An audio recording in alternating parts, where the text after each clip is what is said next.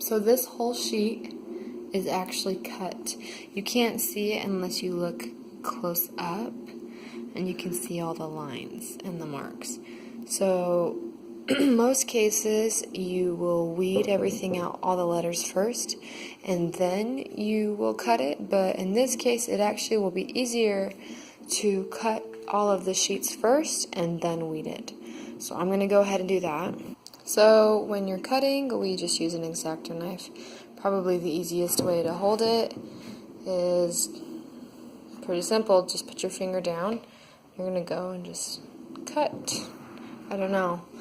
Figured I'd tell you that because I guess some people really don't know how to use an X-Acto knife. So around each sign, you can't see, there is a thing called a weeding frame.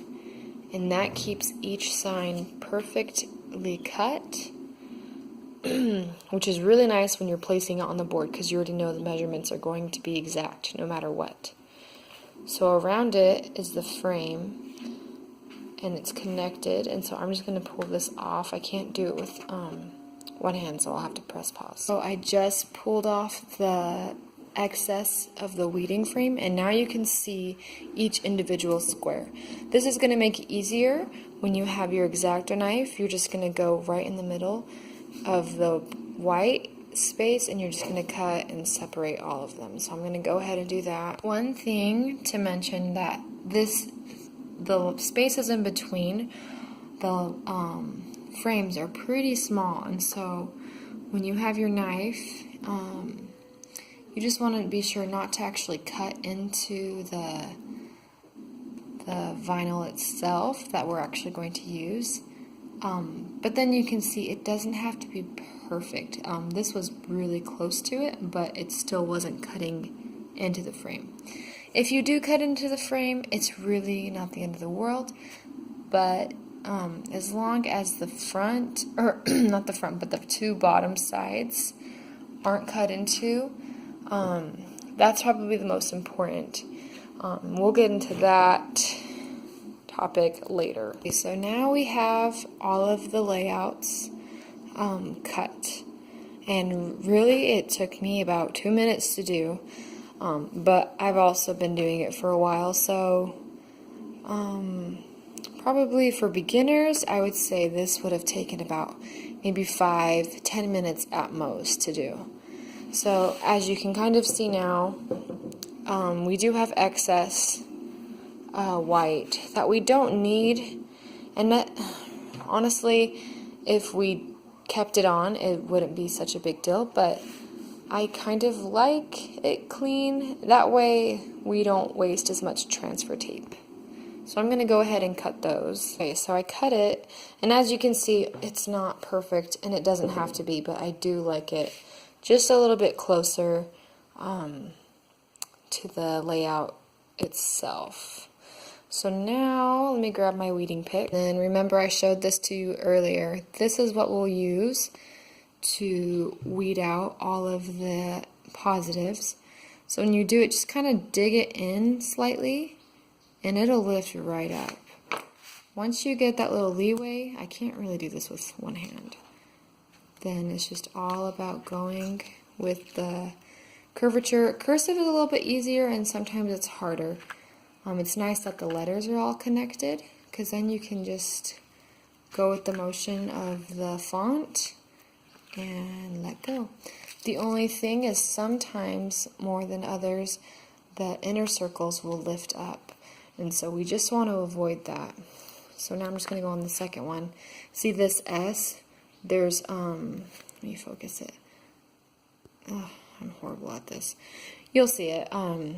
There's the inner, I don't even know what these called. Just like the little inner spaces that define the letters like to come off sometimes. Luckily, nothing has come off right now, but I do like to keep those on, especially for the wood. If this was on a chalkboard or painted, we could go in with a paintbrush and just touch it up. But because this is on wood, you can't really scrape off the excess paint. It doesn't look as good. So I'm going to go ahead and keep weeding this. And then another thing, when I'm not holding a phone, in my hand. I'm lifting up. Oh, see right there, lift up. So when it does lift up, just press it back down again. And then once it's stuck and you see that, just continue. The excess, this is called weed in my hand. It likes to get everywhere, and so when you're pulling, if you can almost keep it bundled in your hand like a ball, I'm talking so funny, it will help prevent not getting stuck. So what happens sometimes is if I do leave this around, it gets stuck.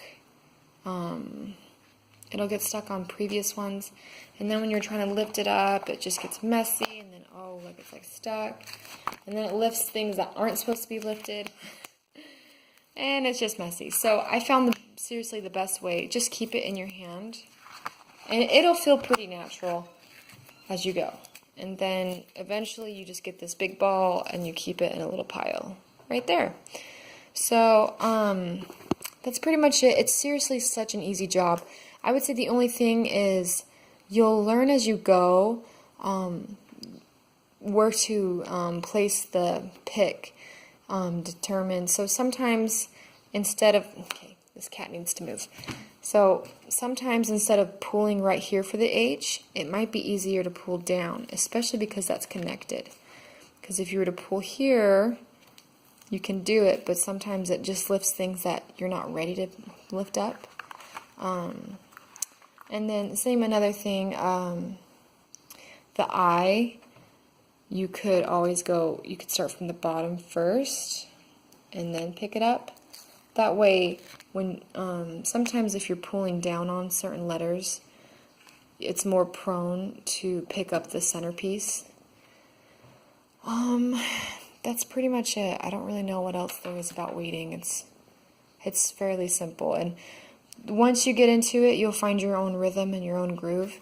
And I don't really care how you do it, to be honest, as long as it's getting done quickly and efficiently, and all of the centerpieces aren't falling off, then we are good to go. Yep.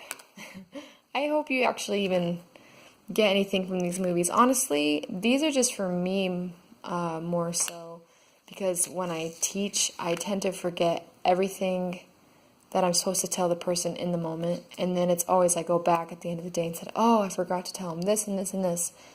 And so it's just easier for me to keep note of what I'm supposed to let you know. That way, you're not in the dark. And now I'm going to stop blabbering. Okay, so bye-bye.